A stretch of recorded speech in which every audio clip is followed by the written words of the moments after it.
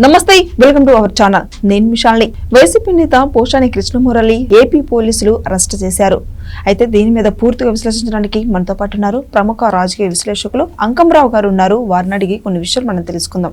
నమస్కారం సార్. నమస్తే sir, YCP నేత పోషాని కృష్ణమురళి రాత్రి హుటాహుటిన ఏపీ పోలీసులు అరెస్ట్ చేశారు. సార్, ఆయన మీద ఎన్ని కేసులు ఉన్నాయి, ఎందుకు అరెస్ట్ చేశారో దీని మీద మీ స్పందన ఏంటి సార్? గతంలో 10 వరకు అతని మీద అభియోగాలు ఉన్నాయి. మొన్న 3 రోజుల క్రితం అన్నమయ్య జిల్లాలో అతని మీద అభియోగం అవటం కూడా జరిగింది. దాన్ని దృష్టిలో పెట్టుకొని జనసేన కార్యకర్త, ఇక్కడ గమనించుకోవాల్సిన అంశం, జనసేన కార్యకర్త పెట్టిన దాని మీద ఈరోజు వచ్చి అదుపులో తీసుకున్నారు. ఇక దాని తర్వాత ఒక్కొక్క ఉదంతాలన్నీ బయటకు వస్తూ ఉంటాయి. నాన్ బెయిలబుల్ కేసు పెట్టడం కూడా జరిగింది. అతను మాట్లాడిన మాటల తీవ్రతను బట్టి చాలా జగుస్పాకరంగా మాట్లాడాడు కాబట్టి, పిల్లల గురించి కూడా చాలా నీచాతీతంగా మాట్లాడాడు కాబట్టి దాని మీద చర్యలు తీసుకోమని చెప్పారు. అట్లానే పోలీసులు రావడం కూడా జరిగింది. అతను అదుపులో కూడా తీసుకున్నారు. దీనివల్ల అతను సతీమణి ఈరోజు బయటకు వచ్చి మాట్లాడటం కూడా జరిగింది. న్యాయం అయిపోయి ఉన్నాడు నా భర్త, అందువల్లే వీళ్ళు ఇప్పుడు అదుపులో తీసుకున్నారు అని చెప్పని.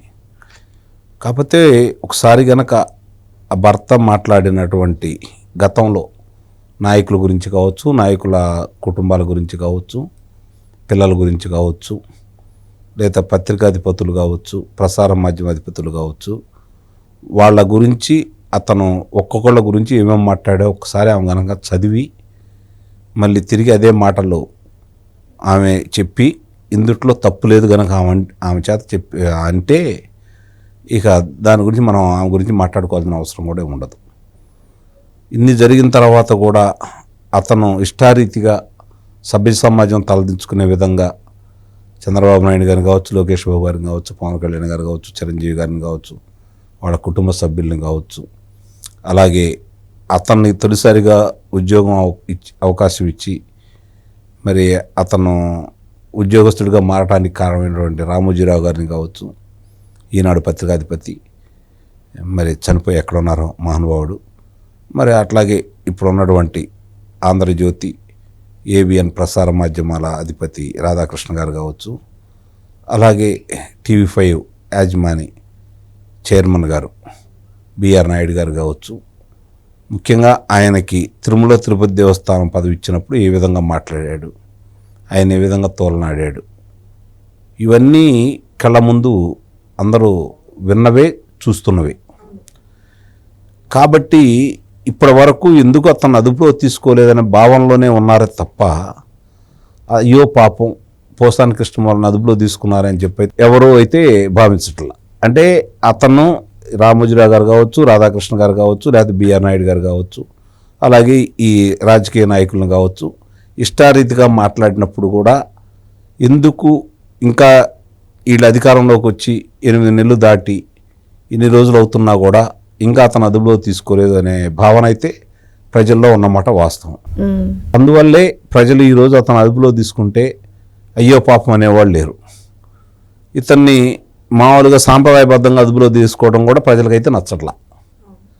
ఇది గమనించుకోవాలి. అంటే అతని మీద ఎంత కోపంగా ఉన్నారు, అతని మీద ఎంత ద్వేషంగా ఉన్నారని దీన్ని బట్టి అర్థం చేసుకోవచ్చు.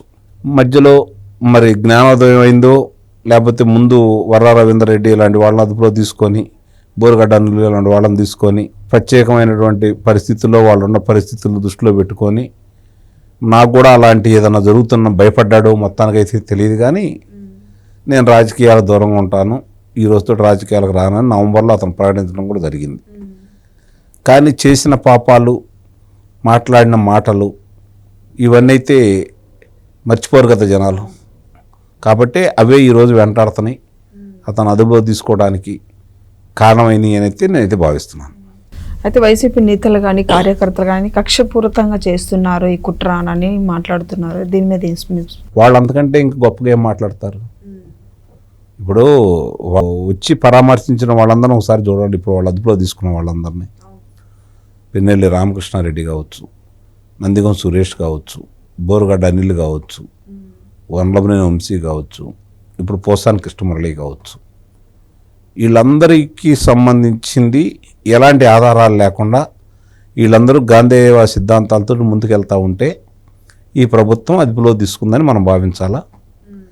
అంటే వాళ్ళు చెప్పిన వాళ్ళందరూ ఏ తప్పు చేయలేదని నిర్ధారణకు వచ్చారా? వాళ్ళు ఎలాంటి వాళ్ళు ప్రోత్సహిస్తున్న పార్టీ ఎలాంటిది, ఈరోజు ఇప్పుడు వాళ్ళు ఇంకా ఏ పార్టీలో ఉన్నారు, వాళ్ళ అధినేత ఎలా ఉన్నారు అనేది ప్రజలందరికీ తెలుసు. కాబట్టి దాని గురించి ప్రత్యేకంగా మాట్లాడుకునేది ఏముంది?